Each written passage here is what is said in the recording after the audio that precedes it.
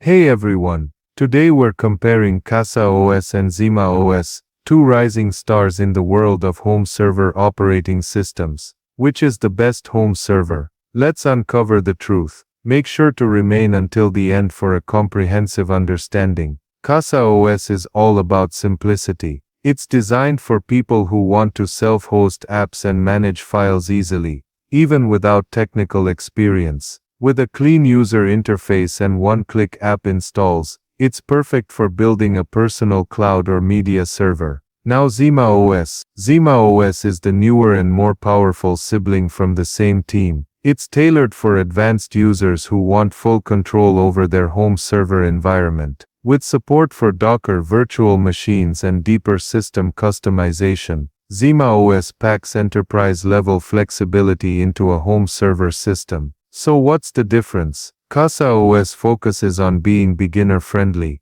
with plug-and-play functionality and quick setup. ZimaOS is more advanced, giving you control over containers, virtualization and system resources. Ideal for power users. Which one should you choose? If you're just getting started and want ease of use, go with CasaOS. But if you're looking to take your home lab to the next level, ZimaOS gives you that extra horsepower and customization.